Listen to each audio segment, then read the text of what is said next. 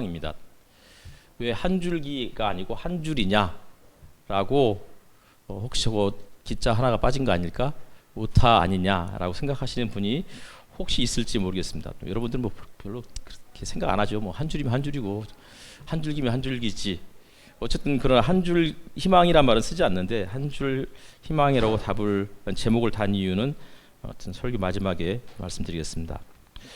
요즘은 희망에 대한 이야기를 하는 것 자체가 굉장히 고리타분하고 그리고 좀 진부한 것 같다. 이런 생각들을 하게 됩니다. 그러니까 희망을 이야기하지만 실질적으로 그 희망이 이루어지지 않기 때문이죠. 그러니까 오히려 이제 희망이라는 단어는 어느 순간 희망 고문 이런 식으로 그렇게 전달이 되는 것 같아요. 사무엘 베케트의 고도를 기다리며 이 이야기를 참 많이 해서 고도를 기다리면은 읽어보지 않아도 무슨 내용인지는 아마 다 아실 것 같아요. 또 최근 들어서 연극도 전국 투어하면서 했고 지난 몇 주 전에는 우리 신백철 형제님께서 서울 가서 고도를 기다리며 연극을 보고 너무 전 감동을 받았다. 정말 연기자들이 최고로 연기를 정말 잘하더라 이런 얘기를 했었습니다. 고도를 기다리며 이 책은 희망에 관한 책이라고 이야기했고 기다림에 관한 책이라고 말했지만 사실 읽을 때마다 이건 희망 고문 아닌가? 이런 생각들을 지우기가 참 어렵습니다. 오지 않는 고도를 끝까지 기다리면서 살아가는 것이 과연 옳은 태도일까? 우리도 결국은 오지 않는 주님, 2000년 전에 오시겠다고 하는 주님을 지금도 기다리며 살아가는데 끝까지 오시지 않는 거 아닐까? 이런 생각을 하면서 신앙에 대한 회의감을 가질 수도 있습니다. 오지 않는 고도를 기다리면서 50년 동안 고목나무 주변을 떠나지 못하는 블라드미르와 에스트라공, 이들에 관한 이야기는 오늘날 우리들에게 어떤 의미를 주기 때문에 이렇게 많은 사람들이 이 책을 좋아할까? 사실 보면 재미가 하나도 없어요. 지루하게 짝이 없는 책이에요. 장면도 안 바뀌고 거기에 뭐 무대가 바뀌는 것도 아니고 특별히 무슨 뭐 액션이 있는 것도 아니고 그냥 계속 앉아가지고 둘이서 이야기하고 혹은 셋이서 넷이서 이야기하는 그런 장면이 거의 2시간가량 이어지죠. 사무엘 베케트는 이 책의 저자 사무엘 베케트는 2차 대전 당시에 이제 몸을 피해서 전쟁을 피해서 프랑스 남부로 그렇게 피난을 내려갔다가 그곳에서 전쟁이 끝나기를 계속 기다리면서 얻었던 그때의 영감을 가지고 이 책을 썼다고 이야기를 해요. 베케트에게 있어서 인간의 본질, 인간의 삶의 본질은 기다림이다라고 그는 보았던 것 같습니다. 블라드미르와 에스트라공이 50년 동안 고도를 기다렸어요. 근데 이제 사람들이 묻잖아요. 도대체 고도가 누구냐? 그랬더니 베케트가 누군지 잘 모르겠다. 내가 알았으면 벌써 이 작품 속에 고도에 대해서 이야기를 했을 텐데 나도 모르기 때문에 그냥 이렇게 쓴 거다. 그럼 고도가 무슨 그 이름이 무슨 특별한 의미가 있느냐? 사무엘 베케트는 영국 사람이죠. 그런데 그가 프랑스로 가서 활동을 했기 때문에 프랑스와 영어에 아주 능통한 사람이었어요. 그래서 아마 고도는 영어의 God, 곧과 프랑스어의 신의 뜻인 dieu, 이거의 합성어 아니냐? 라고 물어봤더니 사무엘 베케트는 모르겠다. 나도 왜 고도를 썼는지 모르겠다. 그렇게 대답을 했다는 일화가 있습니다. 누군지 정확히 모르는데 우리는 평생을 누군가를 기다리면서 살아가요. 그게 사람이든 혹은 무언가든 계속 기다리는 거예요. 저 설교가 언제 끝나려나 기다리면서 앉아 계신 여러분들, 저 자식이 도대체 언제쯤 철이 들려나, 언제쯤 크려나, 이 정도가 아니고 언제쯤 철이 들려나, 나이가 벌써 20살이 넘어갔는데 막 속이 터지는 거죠. 어떤 사람들은 건강을 기다리면서 살아가요. 남들처럼 땀 흘리고 숨이 턱 밑까지 차오를 만큼 숨가쁘게 한번 달려보고 싶은데 그러지 못하는, 그러면서도 한번 그냥 계속 기다리는 거죠. 건강이 회복될 때까지. 애들은 어린이날을 기다려. 3월밖에 안 됐는데 5월에 있을 어린이날을 계속 기다리면서 아빠 며칠 남았느냐 계속 물어봐. 어린이날 딱 지나면 또 뭘 물어봐요? 크리스마스가 어찌했냐. 진짜 이놈의 집안의 레파토리들이 다 똑같은 짓이. 수능생들은 수능을 기다리죠. 안 왔으면 좋겠다 라고 하면서도 또 기다려. 빨리 지나가기를 원하는 거죠. 군대 간 사람들은 제대된 날을 기다려. 제대해도 뾰족히 할 게 없는데, 사실은 군대가 제일 편할 수도 있는데 그냥 계속 기다리는 거예요. 근데 어떤 사람은 죽음을 기다리며 살아가는 사람이 있어요. 살아가는 자체가 너무 고통스럽기 때문에 고통이 끝나는 그날이 곧 죽음이다라고 생각하고 죽음을 기다리는 사람들. 어쨌든 모든 사람은 다 기다려요. 여러분들은 무엇을 기다리고 살고 계시죠? 어떤 희망이 있으세요? 예레미야가 4장인데요. 오늘 4장하고 다음 주 5장을 하면 예레미야를 이제 마칠 예정이에요. 그러면 이 뒤에 있는 세월호 현수막도 뗄 거예요. 지난주 중에 어떤 분이 교회 유튜브에다가 십자가가 아니고 세월호를 섬기는 교회냐고 뭐 이런 식의 약간 비아냥거리는 듯한, 원래부터 예레미야가 끝나면 떼려고 그랬어요. 혹시 그 댓글 하신 분 보시면 세월호를 섬기는 사람이 아니다. 세월호를 좀 오래 기억하자. 10주년이기 때문에. 어쨌든 간에 예레미야 애가가 끝나면 우리 가운데에 고통받고 있는 아파하는 사람들이 다 고통이 그치고 아픔이 사라지고 기도가 응답되는 이런 일들이 일어났으면 좋겠어요. 하지만 이것은 그냥 기다림, 그러니까 저의 기다림이고 저의 희망사항인 거죠. 여러분의 희망사항이기도 하죠. 하지만 이런 일들이 쉽게 일어나지 않을 거라는 것도 다 알고 있어요. 3장은 66절로 되어 있다고 지지난주 그래서 두 번에 걸쳐서 설교를 했었어요. 66절로 되어 있는데 1절부터 3장 1절부터 18절까지는 그냥 절망적인 내용이에요. 마지막 희망마저 사라졌다. 이렇게 노래했던 시인이 19절에 가서는 갑자기 마음을 바꾸죠. 그래서는 다시금 주님의 한결같은 사랑과 주님의 긍휼하심 때문에 주님은 나의 희망이라고 이렇게 노래를 해요. 그리고는 3장 중후반부를 넘어가면 예전에 내가, 다시 말하면 고통이 찾아오기 전에 내가 경험했던 하나님에 대한 좋은 경험들, 이런 것들을 떠올리는 거예요. 그러면서 66절까지 마무리가 돼요. 그러면 4장을 모르는 독자는 3장 마지막을 읽다가 4장을 딱 넘길 때 어떤 마음이 들겠어요? 아, 희망이 이제 싹트기 시작하겠구나 라고 생각하는 거예요. 그런데 66절이 끝나고 4장 1절을 딱 들어갔더니 아, 슬프다. 다시 말하면 3장은 희망사항이었고, 그리고 3장은 고통 이전에 좋았던 때에 대한 회상이었어요. 그러나 4장으로 넘어왔더니 현실인 거예요. 현실은 고통이에요. 현실은 아픔이고, 현실은 매일같이 눈물로, 쓸개즙으로, 쓴쑥으로 배불리는 그러한 나날이 이어지고 있는 거죠. 해결의 실마리가 보이잖아요. 성전이 완전히 무너졌고 백성들은 인간 이하의 취급을 받고 살고 있어요. 지도자들은 사슬에 묶인 채 바벨론으로 끌려갔거나, 혹은 심지어 왕은 자기가 볼 수 있었던 때에는 마지막 때 두 눈을 뽑히기 전에는 자기 앞에서 자녀들이 다 무참히 죽어갔고, 그리고는 두 눈을 뽑혀요. 그는 평생 자기 인생의 마지막으로 본 것을 기억하며 마음의 트라우마라고 간직하며 살아갔을 거예요. 그러다가 시름시름 앓다가 죽었겠죠. 고통이 끝나지 않고 희망을 말하는 것은 한갓 사치에 불과한 것처럼 보이는 현실입니다. 탄식 소리가 터져 나오는 거예요. 탄식하는 사람은 탄식하다가 지쳐가다가 갈수록 고갈되고, 고통은 전혀 고갈되지 않아요.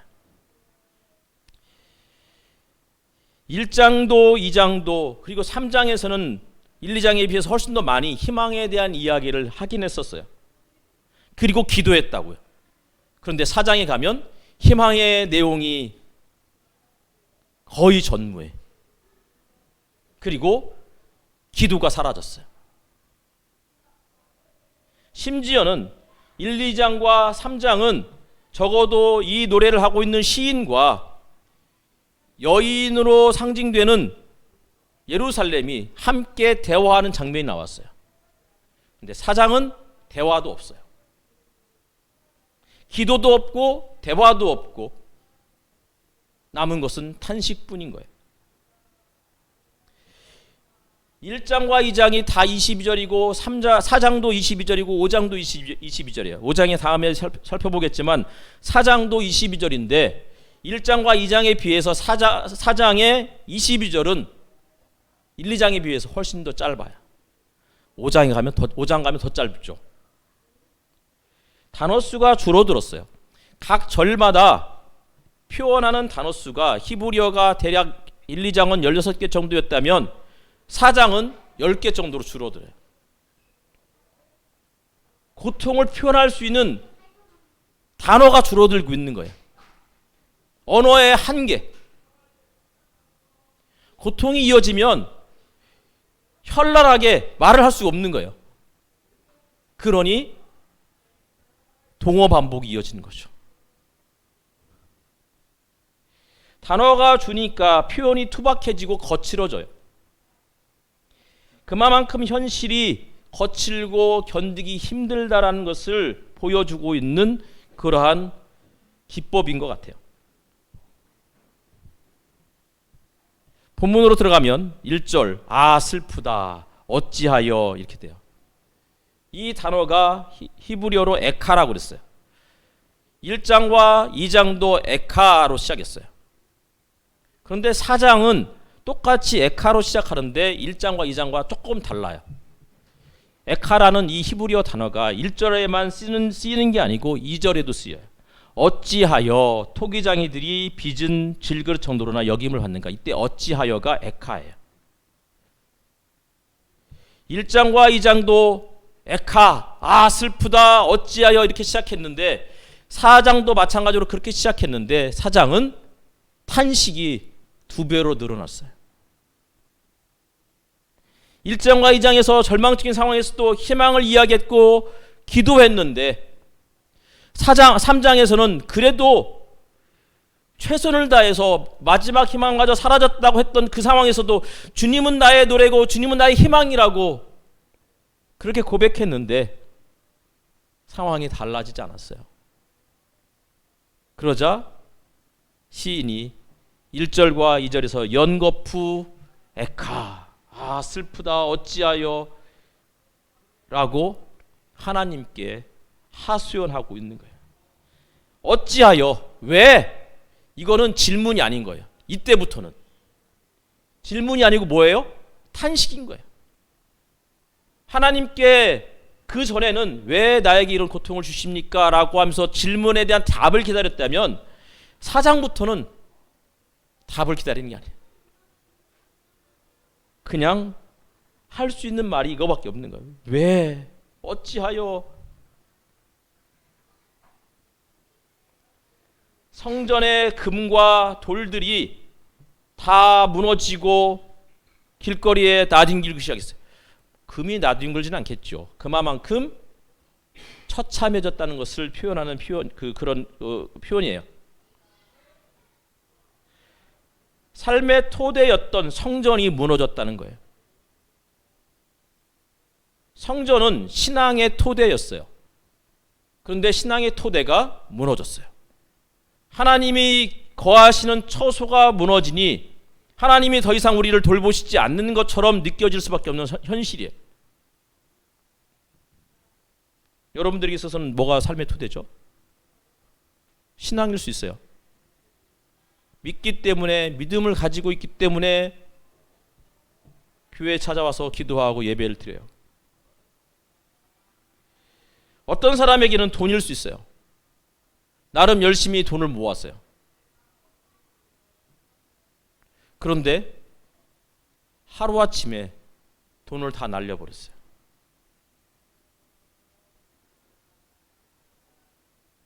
어떤 사람은 건강, 어떤 사람에게 삶의 토대는 자녀일 수 있고 부모일 수 있어요. 진로일 수 있고 직업일 수 있어요. 평생을 모았고 직장 생활을 하면서 사고 싶은 거 안 사거나 덜 사고 먹고 싶은 거 덜 먹고 그러면서 모았는데 재산이 사라졌고 애지중지 키웠던 자녀가 갑자기 아파요. 아픈 아이를 부둥켜 안고 그동안 모았던 모든 재산과 더불어서 빚까지 내어서 아이를 치료했는데 애가 안 나요. 나름 이 아이에게 사랑과 관심을 기울여서 잘 키웠다고 생각했는데 이 녀석이 사고를 쳐요. 그것도 늘 대형 사고. 이제 좀 먹고 살만해졌다 싶었는데 IMF가 터졌고 또다시 코로나가 터졌고 보도가 나서 집에 빨간 딱지가 붙어요. 이게 1절의 모습이라고요. 2절을 보니까 순금만큼이나 고귀한 시온의 아들들이 어찌하여 토기장이들이 빚은 질그릇 정도로나 여김을 받는가. 순금만큼이나 고귀한 시온의 자녀들이 이제는 토기장이가 빚은 질그릇, 별로 쓸모가 없어서 길거리에 나뒹구는 그러한 질그릇 신세가 되었다는 거예요. 근데 원래 성경에 하나님은 토기장으로 비유가 되잖아요. 창세기 2장에 보면 하나님이 진흙을 가지고 인간을 빚으셨다고요. 진흙 같은 존재가 하나님의 숨을 들이마시면서 살아있는 존재, 사람이 되었다고. 이사야 64장에도 주님은 우리 아버지시고 우리는 그의 손수 빚으신 진흙이라고, 토기라고 그렇게 이야기를 해요. 하나님은 토기장이시고 우리는 진흙이라고. 그런데 그래서 하나님이 우리를 빚으셨기 때문에 존귀한 자였고 고귀한 존재들이었는데 하나님이 우리를 버리신 것 같고 이제는 하나님이 아니고 정말 쓸모없는 값싼 재료로 만든 질그릇과 같은 그런 신세로 우리가 전락하고 말았던 이런 이야기를 2절에서 해주고 있는 거예요. 3절을 보면 들깨가 나와요. 들깨는 영어로는 와일드 독, 내셔널 지오그래픽 보면 거기에 귀가 이렇게 크고 막 떼거지로 몰려다니면서 사냥감을 보면 보통 사자나 뭐 맹수들은 목을 불어서 그래서 잡아먹는데 얘들은 그냥 그런 거 상관없이 무조건 배부터 뜯어먹잖아요. 영어로 들깨는 자칼로 돼 있어요. 자칼이든 와일드 독이든 뭔지는 잘 모르겠지만 얘들도 제 새끼에게 젖을 물려서 빨려요. 심지어는 들깨가 자기 새끼를 잃었을 때 굿을 피우는 장면들이 유튜브에 계속 나와요. 그런데 하나님의 백성이 얼마만큼 망가졌느냐면 자기의 자녀들이, 자기의 백성이 고통받고 있는데 전혀 거들떠 보지도 않는 현실. 얼마나 잔인한지 사막의 타조처럼 알을 낳아놓고 거들떠 보지도 않는 그런 현실들을 그렇게 노래하고 있는 거예요.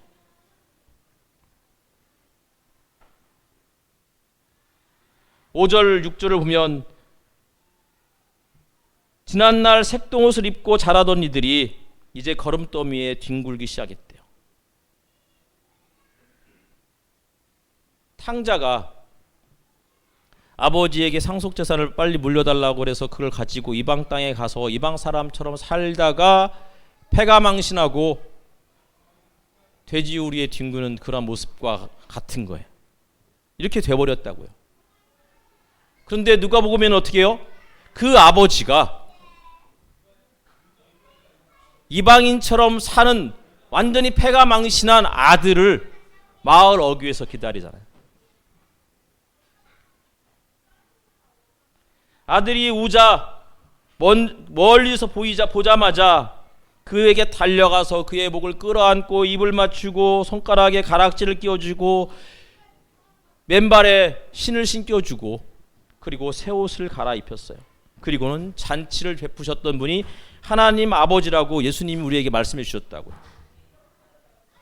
그런데 이런 인간들이 또다시 은혜를 잊어버리고 정말 끔찍하고 잔인한 인정머리 없이 그렇게 살기 시작하는 거예요. 오죽 그 죄가 컸는지, 얼마나 컸는지 소돔이 지은 죄보다 크다고 6절에서 이야기하고 있어요.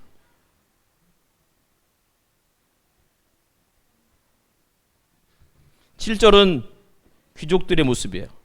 예전에는 귀하신 몸들이었는데 눈보다 깨끗하고 우유보다 흰 피부를 가지고 있었는데 이제는 숯보다 더 검어졌다고. 구절을 보니까 굶어 죽은 사람보다 차라리 칼에 죽은 사람이 낫겠다고. 고통이 그냥 어차피 죽는 거라면 빨리 끝났으면 좋겠다, 이런 의미겠죠. 그리고는 10절은 같이 읽어보겠습니다. 좀 끔찍한 이야기지만 10절 한번 읽겠습니다.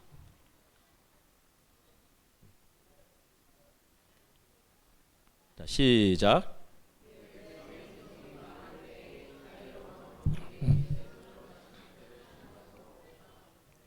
내 백성의 도성이 망할 때, 예루살렘이 망할 때 어머니는 자애로움의 상징이에요. 자애롭다는 말은 기본적으로 돌본다, 거기에 명사의 어원은 자궁을 뜻해요. 엄마가 자기 뱃속에 있는 아기를 한 번도 본 적이 없어요. 뱃속에 태아는 엄마를 위해서 한 게 아무것도 없어요. 어쨌든 엄마의 양분을 최대한 빨아먹기 위해서 정말 완전히 이기적인 존재. 근데 엄마는 한 번도 보지 못한 뱃속의 아기를 애지중지하며 잘 먹기 힘든데도, 입덧 때문에 힘든데도 억지로 먹고 최대한 좋은 생각하고 예쁜 거 보려고 노력해요. 그게 엄마의 상징이라고요. 그게 자애로운 엄마예요. 그런데 그런 엄마가 자기 자식을 잡아먹는 일들이 벌어지는 거예요. 실질적으로 이런 일들이 벌어졌는지는 잘 몰라요. 그만큼 각박해졌다는 거예요. 11절, 주님께서 진노하셔서 타오르는 분노를 퍼부으셨다. 타오르는 분노를 퍼부으셨다 할 때 퍼부었다는 게 영어로 finish예요. 끝냈다는 거예요. 주님의 분노가 끝났다, 이런 의미를 담고 있어요.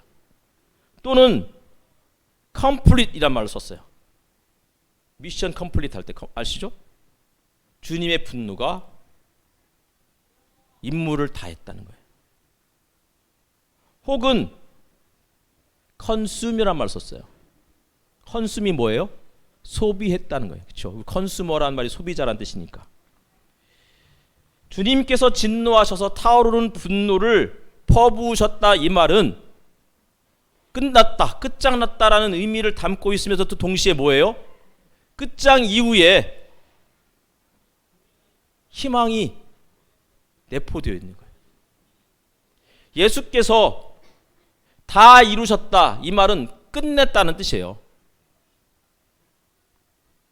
예수님의 인생이 끝났다는 의미이고 동시에 죽음과 더불어서 이제 새로운 생명이 시작된다, 이런 의미를 담고 있어요.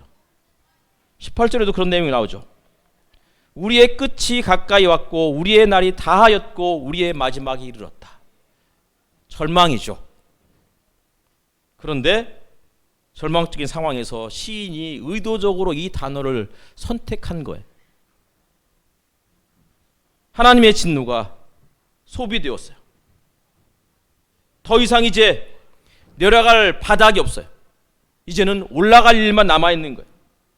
그분의 분노가 완전히 소비되었고 소진되었기 때문에 이제는 당장은 아니지만 이 이상의 더 극한 아픔은 없을 것이기 때문에 주님이 우리에게 희망을, 우리에게 소망을, 우리에게 회복을 예비해 주시지 않을까라고 암시하고 있는 것 같아요. 그런데 여기에서 퍼부으셨다, 다시 말하면 다 사용했다, 컨숨, 이 단어와 같은 단어가 예레미야가 3장 22절에 나와요.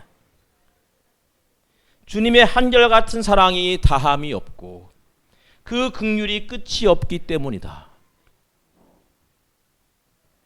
주님의 진노가 끝이 없는 줄 알았는데, 고통이 영원히 끝나지 않을 것 같았는데 그 고통이 이제 종결을 고하고 주님의 사랑이 사라진 줄 알았는데 하나님의 한결같은 사랑이 다함이 없고 그분의 긍휼하심이 무궁하다고, 끝이 없다고 이렇게 이야기하면서 주님은 나의 희망이라고, 우리를 괴롭히거나 근심하게 하는 것은 그분의 본심이 아니라고 3장에서 그렇게 이야기했다고요.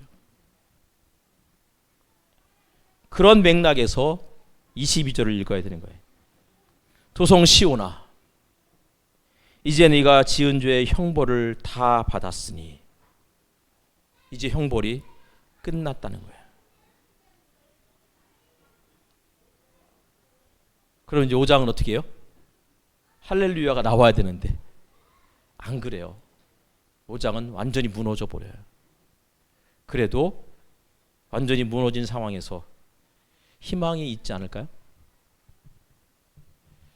아까 우리가 같이 기도했어요. 회원 형제가 아기 태중이 아이의 이야기를 듣고 울었다고 그랬어요.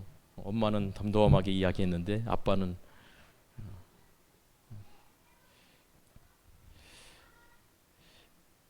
하나님이 이 아기를 짓다가 깜빡하셔서 한 개를 덜 만드셨다면 이제라도 하나 빨리 만드셨으면 좋겠어요. 그게 아니라면 하나의 신장을 가지고 정말 건강하게 살아가기를 희망해요.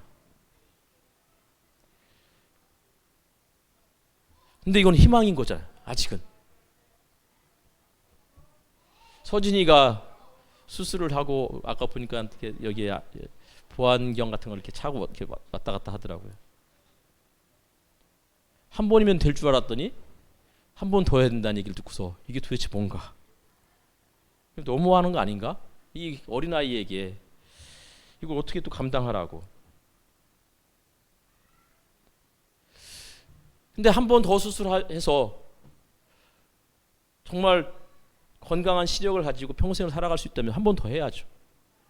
근데 이것저것 막 인터넷 찾아보면 부정적인 이야기도 있잖아요.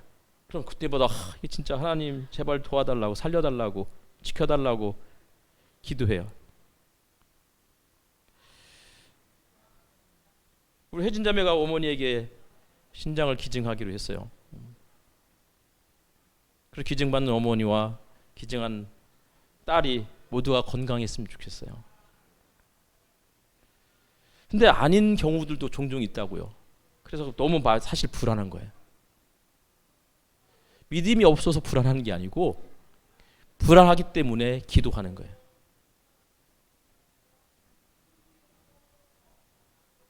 건강하게 수술을 마치고 건강하게 여생을 마음껏 살아갈 수 있도록.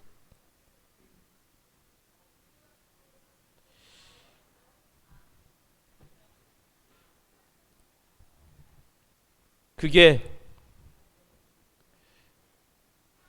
단순히 희망사항일 수도 있겠지만, 그러나 고도를 기다리며 해서 두 주인공이 결코 고목나무를 떠나지 않듯이 우리도 하나님께서 그 기도를 응답해 주실 때까지 기도의 자리를 떠나지 않으며 끝까지 희망을 포기하지 않고 함께 기도하는 저와 여러분이 되었으면 좋겠습니다. 기도하겠습니다.